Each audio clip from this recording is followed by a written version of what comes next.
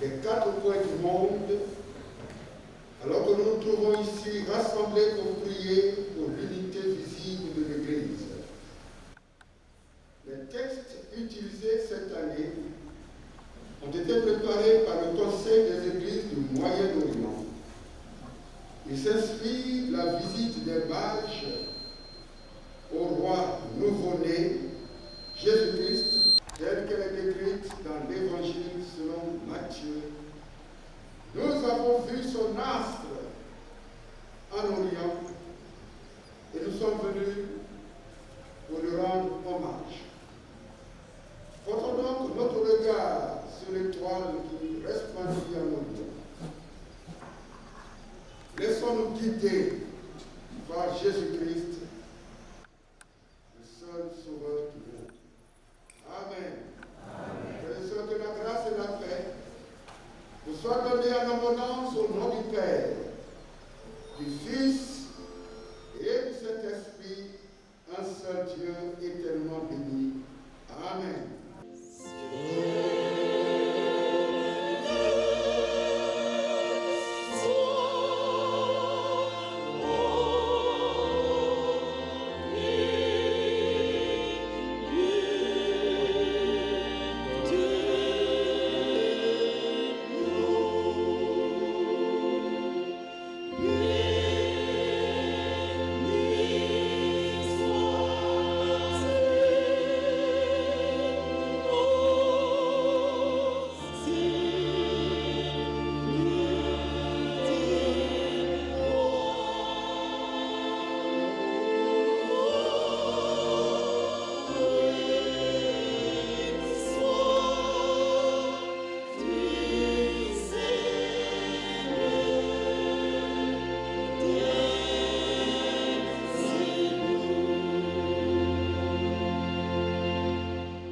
Nous adorons le Seigneur. Gloire à toi, Père Tout-Puissant, car tu t'es révélé à travers ta création et tu as invité tous les peuples à vivre en ta présence. L'étoile de Jésus est apparue dans notre vie et nous sommes venus adorer le Sauveur comme les firent les mages. En ce jour, nous nous offrons à lui et invoquons la présence de l'Esprit Saint parmi nous. Fait que nous soyons unis les uns aux autres, nous qui venons du nord et du sud, de l'est et de l'ouest, anciens et jeunes, hommes et femmes, pour nous prosterner devant toi et te rendre hommage au Roi céleste. Amen. Bien-aimés, nous allons tous nous tenir debout et avec la chorale liturgique, chanter au Seigneur de Théodore Laoudamus.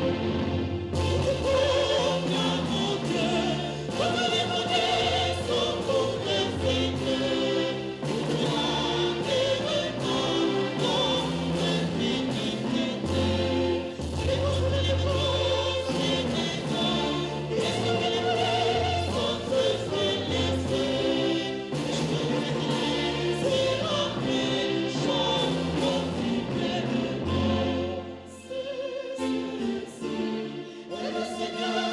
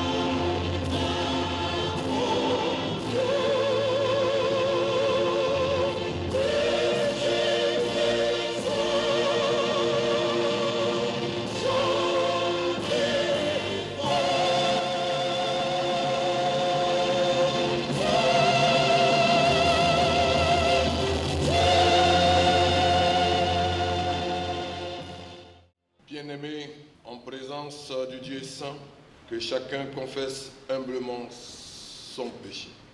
Nous te louons, Seigneur, car tu ne nous as pas abandonnés malgré notre désobéissance, mais tu as envoyé ton Fils pour éclairer nos ténèbres et être notre lumière et notre salut.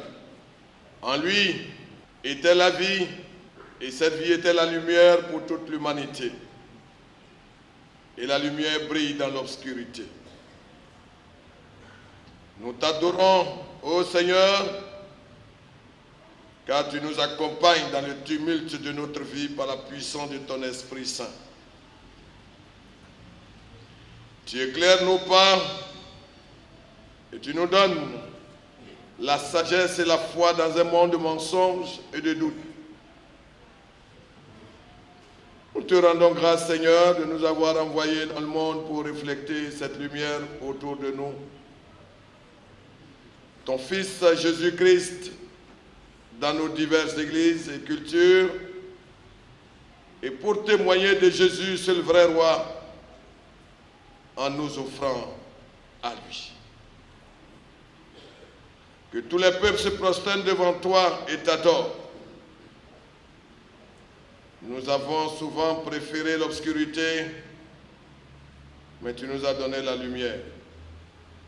C'est pourquoi nous venons à toi pour avouer nos péchés. Nous confessons devant toi que nous nous sommes détournés de tes chemins et avons désobéi à tes commandements. Nous avons défiguré ta création qui est si belle et dilapidé ses ressources par une consommation effrénée.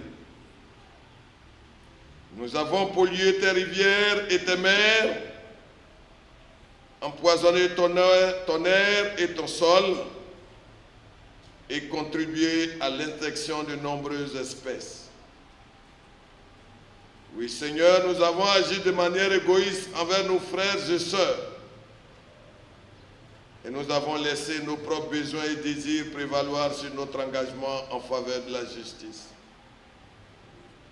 Nous avons érigé des murs entre nous et sémé les graines de la méfiance envers l'autre.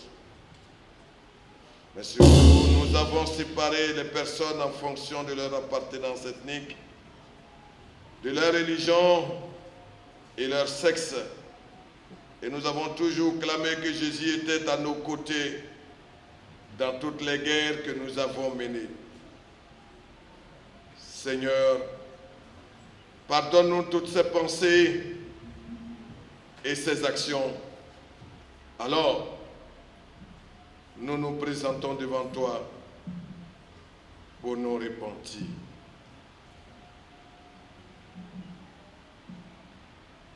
Amen.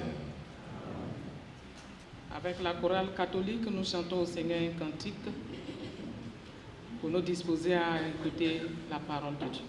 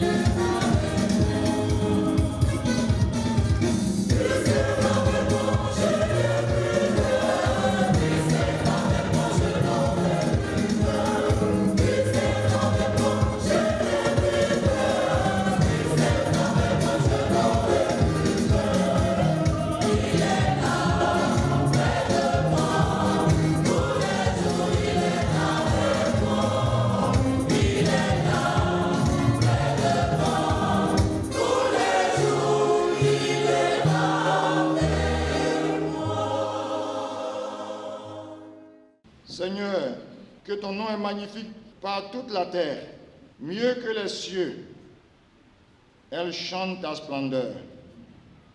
Par la bouche des tout-petits et des nourrissons, tu as fondé une forteresse contre tes adversaires pour réduire au silence l'ennemi revanchard. Quand je vois tes cieux, œuvre de tes doigts, la lune et les étoiles que tu as fixées, qu'est-ce donc l'homme pour que tu penses à lui? L'être humain pour que tu t'en soucies? Tu en as presque fait un Dieu. Tu le couronnes de gloire et d'éclat. Tu le fais régner sur les œuvres de tes mains. Tu as tout mis sous ses pieds, tout bétail gros ou petit, et même les sauvages, les oiseaux du ciel, les poissons de la mer, tout ce qui court les sentiers des mers. Seigneur, notre Seigneur, que ton nom est magnifique par toute la terre.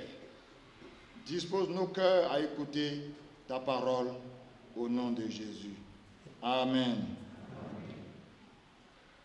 Bien-aimés, puisque nous sommes à un culte, une célébration œcuménique, les différents textes vont être lus par les différents représentants. Le premier texte par l'église Aris, le prédicateur Aké Mathurin. Le deuxième texte par l'église catholique, le catéchiste Jean Mobio. Le troisième texte par l'église méthodiste, la révérende Pélagie Yao. Frères et sœurs en Christ, que la paix et la grâce de Dieu soient avec nous tous. Notre texte de ce matin se trouve dans le livre de Exode. Exode 3, du verset 1 à 6. Moïse faisait perdre le troupeau de Jérôme, son beau-père, sacrificateur, de mendiants, et il mena le troupeau derrière le désert et vint à la montagne de Dieu, à Héros.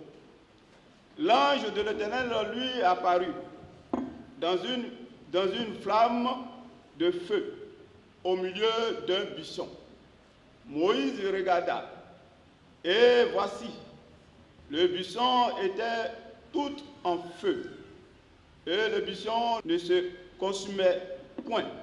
Moïse dit, je veux me détourner pour voir quelle est cette grande vision et pourquoi le buisson ne se consume point.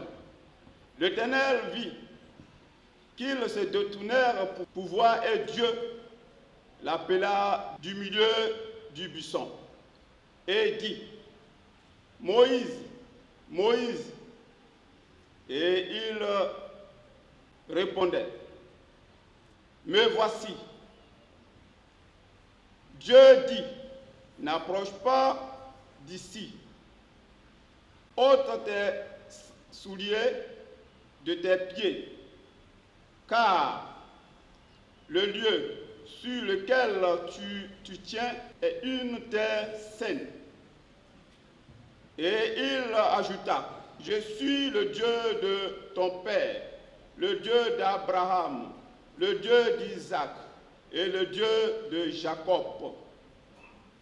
Moïse se cacha le visage car il craignait de regarder et son visage sur la terre. Amen.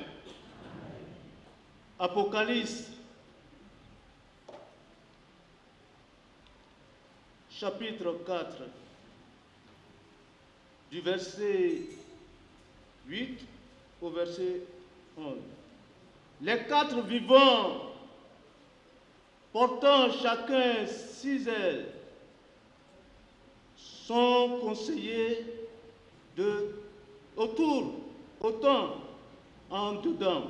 Ils ne cessent de répéter jour et nuit, Saint, Saint, Saint, Seigneur Dieu, maître de tout. Il était, il est et il vient. Et chaque fois que les vivants offrent gloire, honneur et action de grâce à celui qui siège sur le trône et qui vit dans les siècles des siècles. Les 24 vieillards se prosternèrent devant celui qui siège sur le trône pour adorer celui qui vit dans les siècles des siècles. Ils lancent leur commune devant le trône en disant: Tu es digne, ô notre Seigneur et notre Dieu, de recevoir la gloire, l'honneur et la puissance, car c'est toi qui créas l'univers. Par ta volonté, il n'était pas et fut créé. Parole du Seigneur notre Dieu. Amen.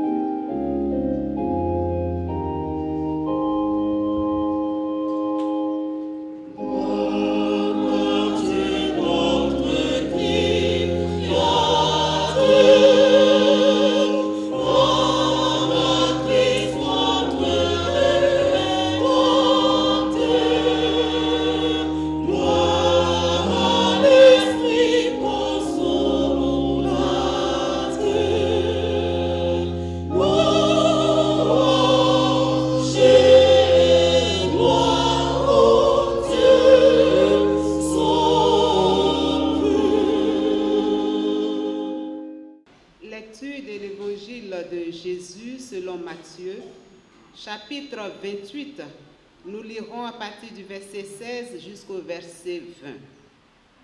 Matthieu 28, 16 à 20. Les 11 disciples allèrent en Galilée sur la montagne que Jésus leur avait désignée. Quand ils le virent, ils se prosternèrent devant lui. Mais quelques-uns eurent les doutes. Jésus, s'étant approché, leur parla ainsi: Tout pouvoir m'a été donné dans le ciel et sur la terre. Allez, faites de toutes les nations des disciples, les baptisant au nom du Père, du Fils et du Saint-Esprit, et enseignez-leur à observer tout ce que je vous ai prescrit. Et voici, je serai avec vous tous les jours jusqu'à la fin du monde. Seigneur, ta parole est la vérité. Fais-nous vivre par cette vérité. Amen.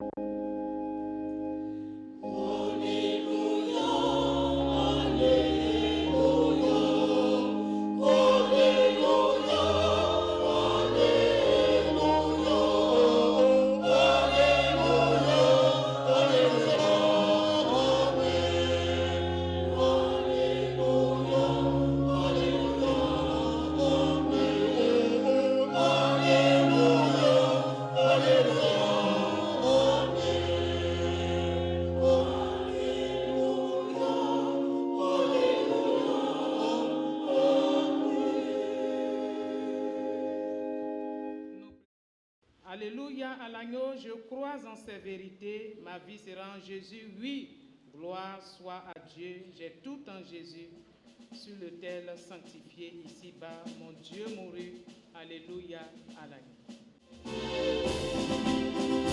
Alléluia à l'agneau, je crois en ces vérités, ma vie sera en Jésus, oui, gloire soit à Dieu, j'ai trouvé tout en Jésus. Ici par mon Dieu mourut, alléluia, alléluia, alléluia, alléluia. J'ai trouvé c'est arrêté, au départ de sa gloire.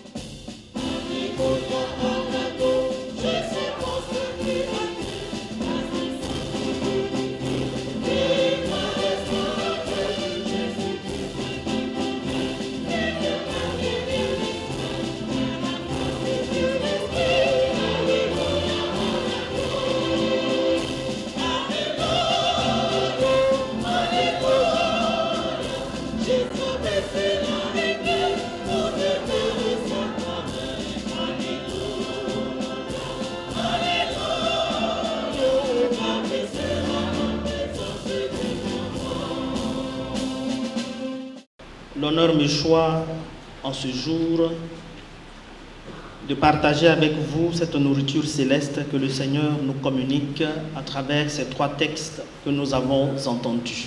Je voudrais louer son nom et le bénir parce qu'il a réussi à nous mettre ensemble au long de cette semaine. Ça n'a pas été facile. Alors qu'en principe, ça devrait l'être. Mais quand le Seigneur construit, il part petit à petit pour atteindre son objectif. Tous, si nous sommes venus à Jésus, c'est parce que nous avons reçu un appel. Chacun, autant que nous sommes, Dieu nous a appelés chacun par son nom et chacun a répondu personnellement. Les récits que nous avons entendus aujourd'hui nous baignent dans les récits de vocation. Et le Seigneur saisit chacun par là où il est faible, par là où il peut l'avoir. Moïse est un curieux. Comme il est militaire, il est aussi téméraire. Il aime aller au-devant du danger. Quand il voit quelque chose, il court au-devant. Il voit un buisson qui brûle. Quelqu'un d'autre aurait fui. Mais lui, il dit, je vais voir ce qui se passe là-bas. Et quand il arrive, le Seigneur n'hésite même pas, il le saisit. Moïse, Moïse. Et lui répond, me voici. Comme Samuel a répondu, me voici. Et comme Jésus lui-même, en entrant dans le monde, a dit, tu ne voulais ni offrande ni sacrifice, et tu m'as fait un corps, j'ai dit, voici, je viens pour faire ta volonté. Moïse a répondu à l'appel du Seigneur. C'est un curieux. Et tous ceux que le Seigneur a appelés, il les a d'abord saisis par la curiosité qui les animait. Les 12, quand Jean-Baptiste dit « Voici l'agneau de Dieu », ils courent, ils viennent. « Maître, où demeures-tu » Et lui leur dit « Le Fils de l'homme n'a pas d'endroit où reposer la tête. » Mais ils ne s'en vont pas quand même, ils restent. Et il leur dit « Venez et voyez ». Il les a pris et ils ne sont plus jamais repartis. Chacun d'entre nous donc a donné cette réponse personnelle à l'appel du Seigneur qu'il a pris parce que lui, chacun, moi, vous, toi, mon frère, ma soeur, tu voulais voir, tu voulais découvrir. Tu étais curieux de savoir qui était ce Jésus, qui est ce Jésus. Et il t'a pris. Il t'a pris pourquoi? C'est là où ça devient intéressant. Premièrement, il te prend parce qu'il veut faire de toi un adorateur. Il veut que toute ta vie lui soit consacrée, lui soit vouée pour que tu l'adores en esprit et en vérité. Il dit à Moïse, je te donnerai une terre, je t'enverrai sur une terre où ruisselle le lait et le miel. Le lait et le miel sont des éléments qui entrent dans le sacrifice des cultes païens. Donc une terre où les gens prient, mais ils ne connaissent pas le vrai Dieu. Il veut que nous, qu'il prend, nous nous consacrions notre vie et que toute notre vie, justement, soit vouée à son culte. Il ne veut plus que nous adorions seulement chacun dans sa chapelle, mais de plus en plus, il veut que nous nous mettions ensemble. Pourquoi faut-il que nous nous mettions ensemble? Parce qu'il veut nous confier une mission. Et pour comprendre cela, il faut terminer la lecture du livre de l'Exode, chapitre 3, verset 1. Nous nous sommes arrêtés au verset 6, mais il faut aller au verset 7. Il dit à Moïse, « J'ai vu la misère de mon peuple, j'ai vu ses souffrances. Et dans l'évangile, il dit, allez de toutes les nations, faites des disciples, baptisez-les au nom du Père et du Fils et du Saint-Esprit. Nous sommes donc envoyés, appelés pour être des adorateurs, découvrir le Seigneur, apprendre avec lui, contempler son visage, pour aller le montrer à nos frères qui ne le connaissent pas encore. Pour aller le communiquer à nos frères qui souffrent, qui pleurent, qui sont dans la misère. Voici notre programme de mission. Quand nous les aurons fait entrer dans le peuple de Dieu en les baptisant au nom du Père et du Fils et du Saint-Esprit, nous devons être capables en même temps de soulager leur souffrance, leur misère, de soulager leurs pleurs, d'essuyer leurs larmes. Mais il n'y a pas que ça. Faire connaître le Seigneur, ce n'est pas que faire des disciples, c'est aussi faire rayonner sa lumière au milieu de tous les peuples, dans toutes les cultures, qu'importe s'ils sont devenus chrétiens avec nous ou pas. Car la lumière du Seigneur doit éclairer nos ténèbres. Alors tous, soit diront, nous avons vu son étoile et nous courons vers lui, ou bien feront comme Saint Jean, quand ils seront vraiment frappés et quand ils se convertiront, ils regarderont celui qu'ils ont transpercé.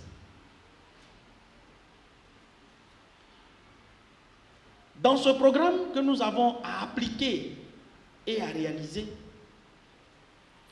nous sommes appelés à être des bâtisseurs, à être des guides, à être les moteurs de la société.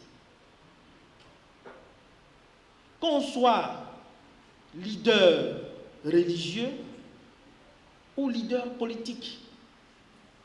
Parce que même étant politicien, nous appartenons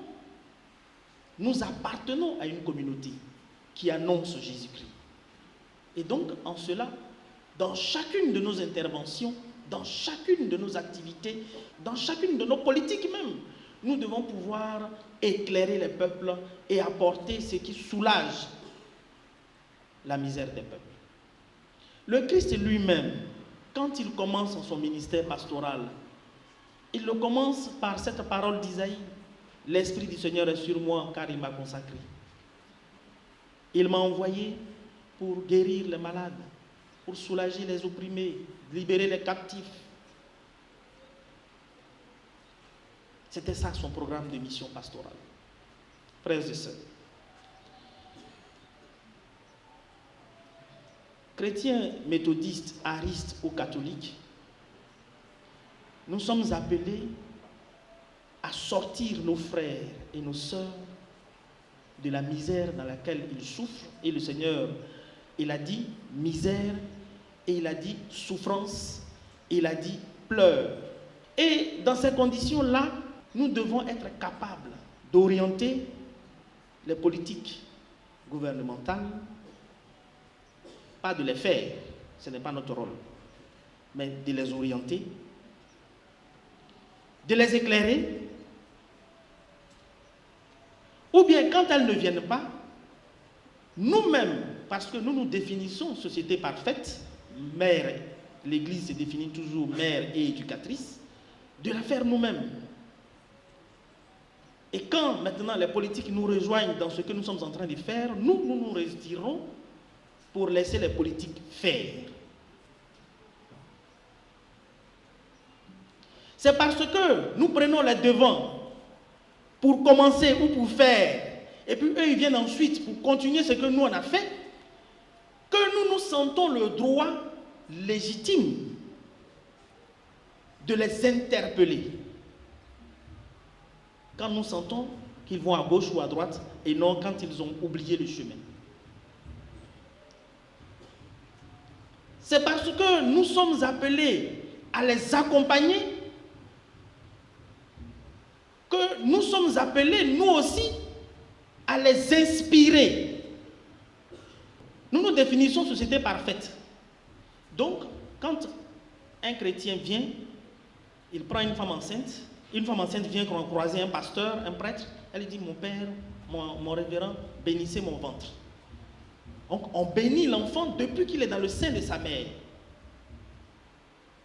Et quand l'enfant naît, jusqu'à ce qu'il grandisse, nous avons la responsabilité d'en faire un homme capable de prendre les rênes des gouvernements de la société, des administrations publiques et privées de la société et de conduire ses frères au bonheur. Mais entre l'enfant qui est dans le ventre de sa maman et le temps qui va arriver pour devenir un homme capable de gouverner politiquement, au milieu là, c'est nous qui avons cette responsabilité primordiale de le construire. Parce que la bénédiction que nous avons donnée ne peut pas se perdre et elle ne se perd jamais. Mais, frères et sœurs, regardons le pays là. Sur le plan sanitaire, grâce à Oufo-Boigny, l'église catholique a eu un hôpital de renom, Moscati, à Yamoussoukro. Grâce à Oufo-Boigny, grâce au président Oufo-Boigny.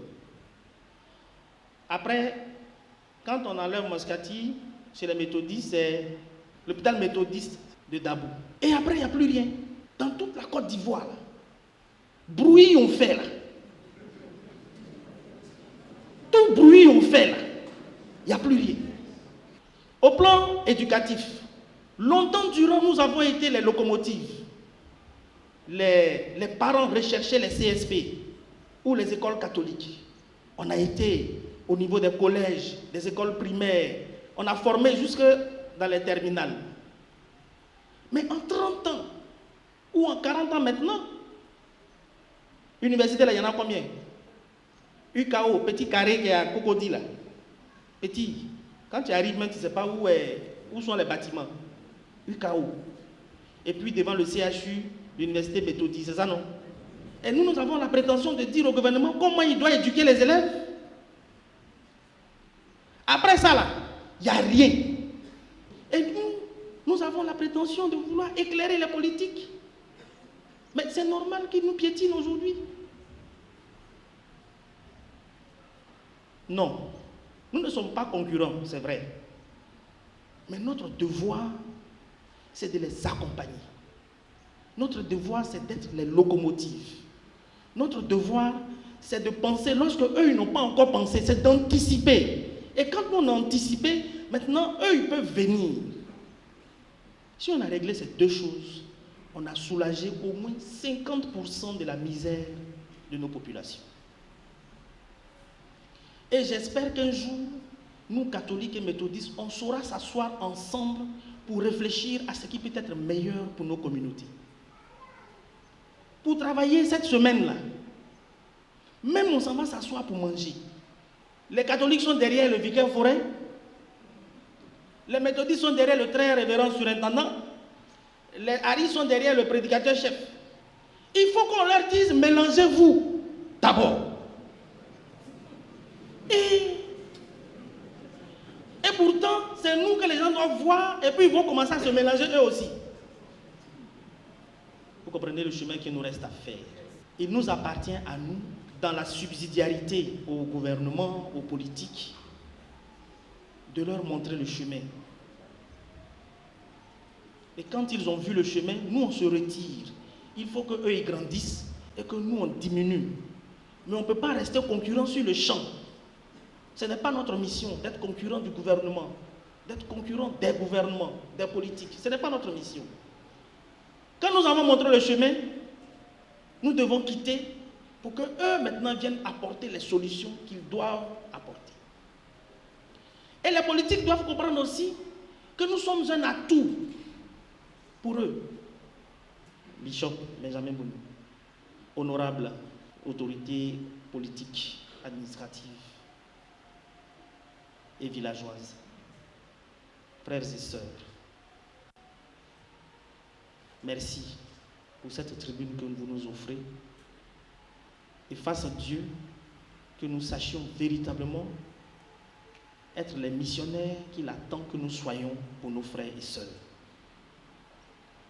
Que nous sachions être les guides qui entraînent leurs frères et sœurs vers l'étoile qui luit dans le ciel et qui nous montre l'enfant nouveau-né. L'étoile qui guide tout le monde vers la maison du Seigneur. Et que cette mission qu'il a déposée en nous par la vocation qui est la nôtre, qui est celle de chacun d'entre nous, grandisse. Et par elle, que nous sachions faire l'unité des enfants de Dieu. Les dons de la grâce sont variés. Et l'Église, c'est comme le corps humain. Est-ce que la main gauche peut dire, parce qu'elle est main gauche, elle ne fait pas partie du corps? Non. Est-ce que l'œil peut dire, parce qu'il est œil et qu'il n'entend pas, il ne fait pas partie du corps? Non. Est-ce que l'oreille peut dire, parce qu'elle ne voit pas et qu'elle ne fait qu'entendre seulement, elle ne fait pas partie du corps? Non. C'est tous ces moyens, tous ces sens mis ensemble qui font le corps humain, mu et mis en mouvement par l'Esprit Saint.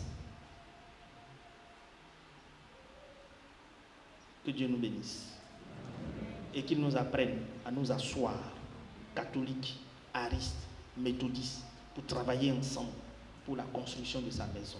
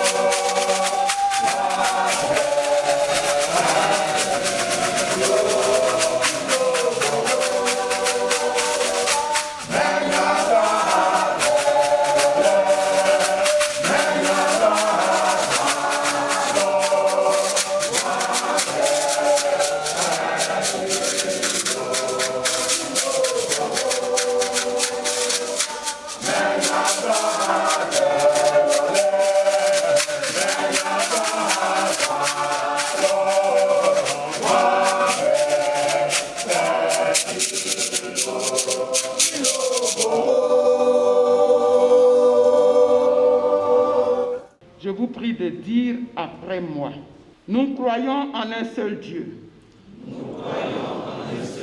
Le Père Tout-Puissant, Créateur du ciel et de la terre,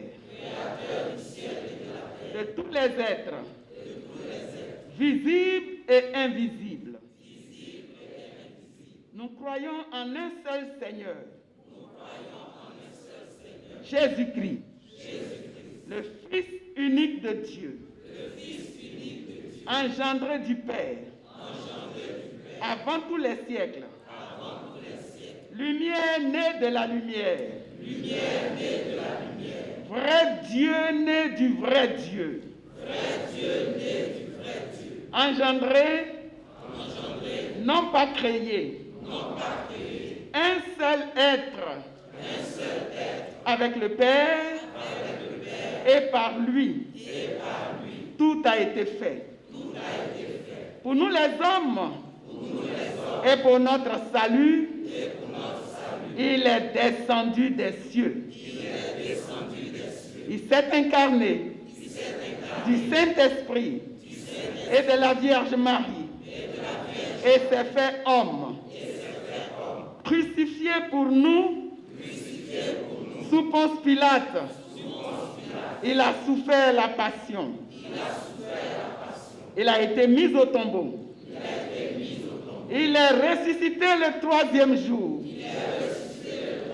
selon les Écritures. Il est monté aux cieux. Il siège à la droite du Père. Il reviendra dans la gloire pour juger les vivants et les morts. Et son règne n'aura pas de fin. Nous croyons en l'Esprit Saint, qui est Seigneur et qui donne la vie. Du Père, il tient son origine.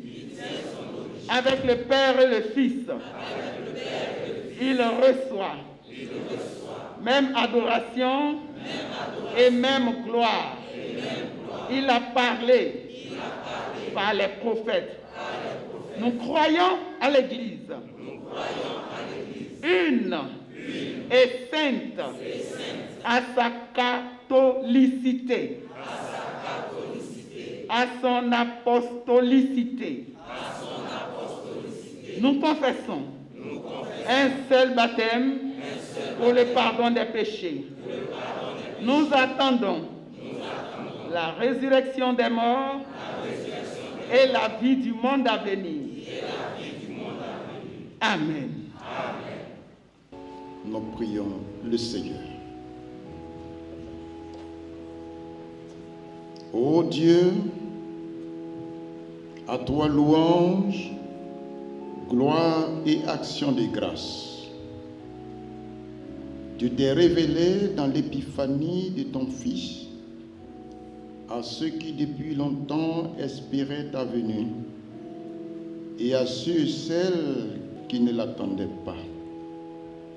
Tu connais la souffrance qui nous entoure, la douleur causée par nos divisions.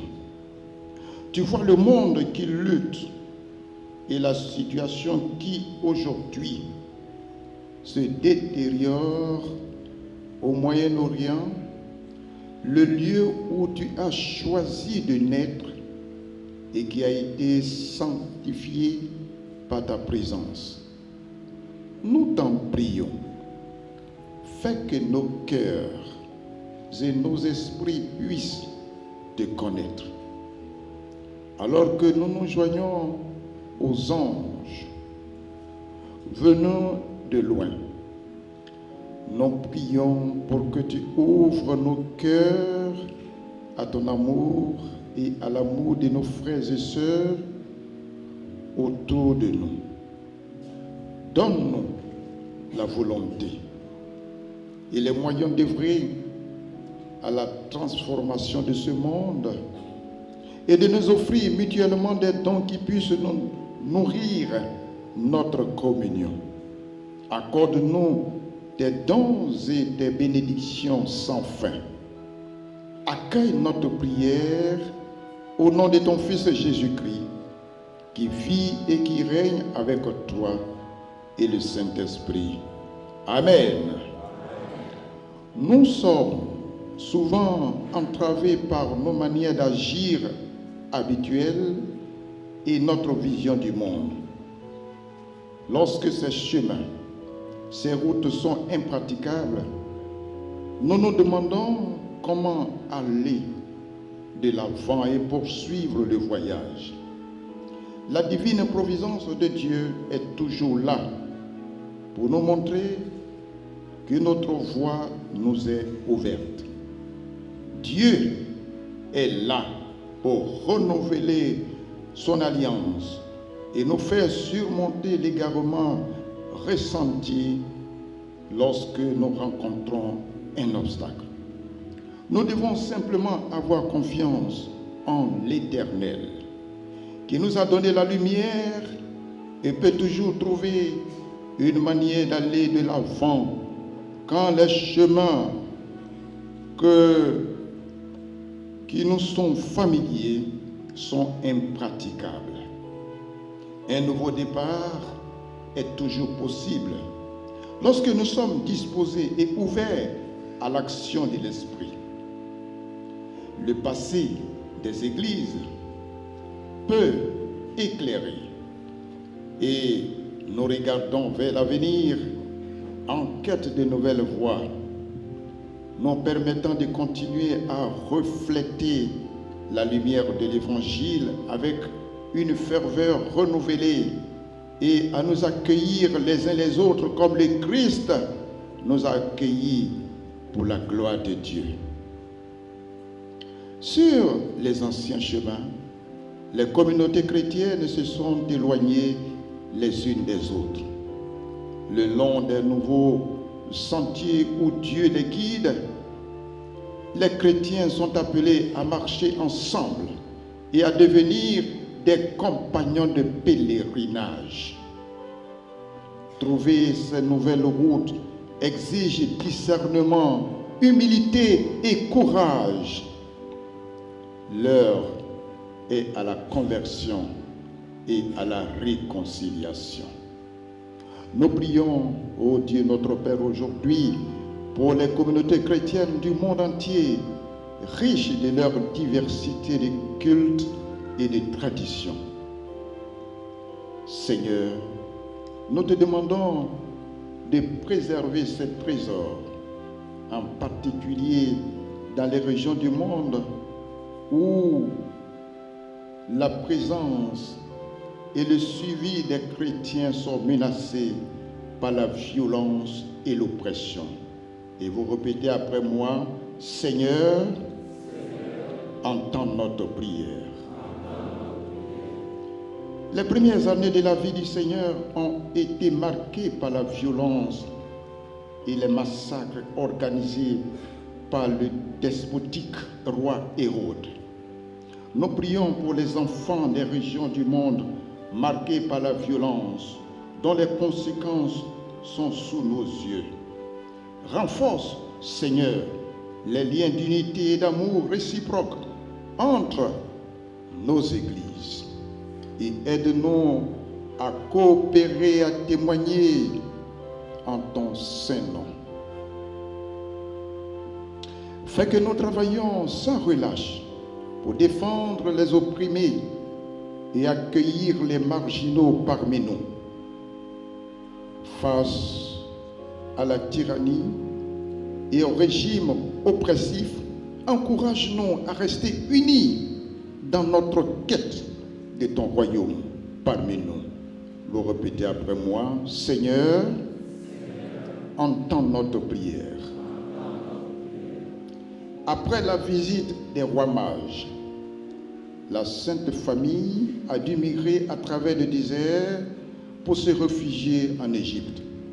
Nous prions pour tous les réfugiés et les personnes déracinées en ce monde.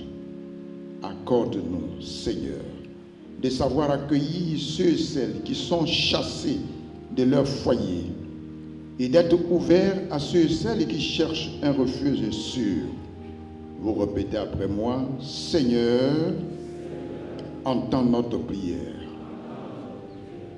La naissance de Jésus fut une bonne nouvelle pour tous, rassemblant des personnes de différentes nations et religions dans l'adoration du Saint-Enfant. Nous prions afin que nous sachions rechercher l'harmonie et le dialogue avec les autres religions. Seigneur, donne-nous l'humilité et la patience d'accompagner les uns avec respect tout au long de leur chemin. Et vous répétez après moi, Seigneur, entends notre prière. Les rois mages sont retournés chez eux par un autre chemin. Nous prions pour nos églises dans ce monde en mutation Seigneur, aide-nous à être inventifs et à trouver de nouveaux moyens de te suivre et de te rendre témoignage afin que le monde croie.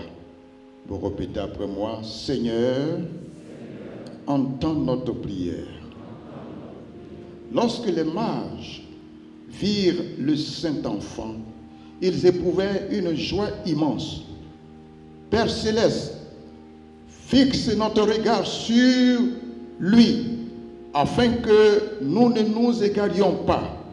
Unis-nous dans le Seigneur Jésus-Christ, qui est le chemin, la vérité et la vie, et qui nous a appris à prier ensemble en disant, Notre Père, qui es aux cieux, que ton nom soit sanctifié.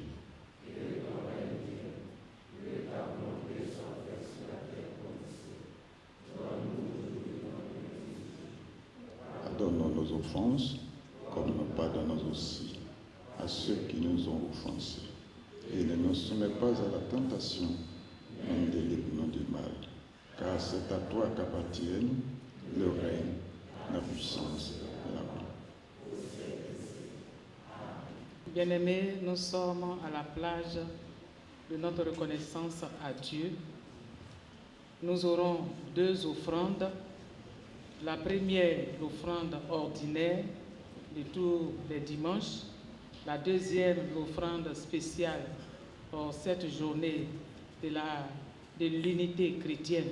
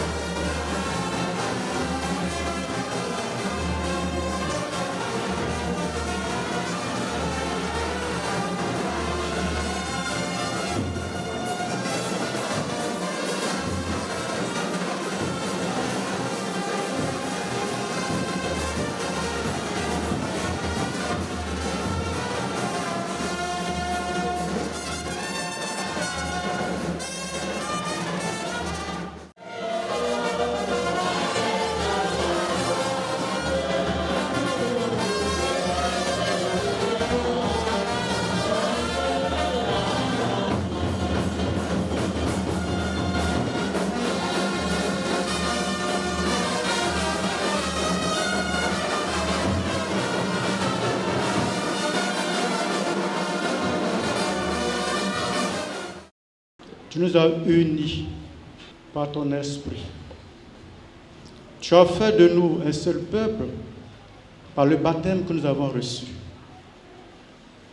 Nous te demandons, Seigneur, de bénir ce que nos cœurs, ce que nos mains, les fruits de nos travaux que nous te présentons ce matin, daigne bénir et bénis-nous, afin que ton nom soit magnifié et soit glorifié en tout temps et en tout lieu. Toi qui es Père, toi qui es Fils et toi qui es Saint-Esprit, maintenant et toujours. Amen. Amen.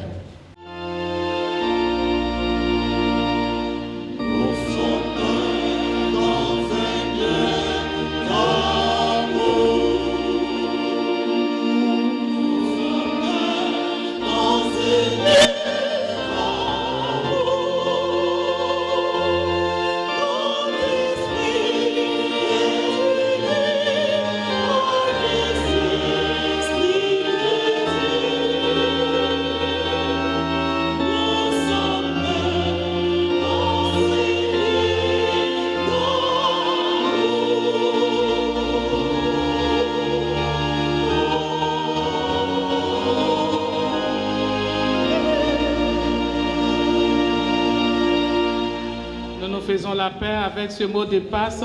Soyons un comme le veut le Seigneur. Soyons un comme le veut le Seigneur.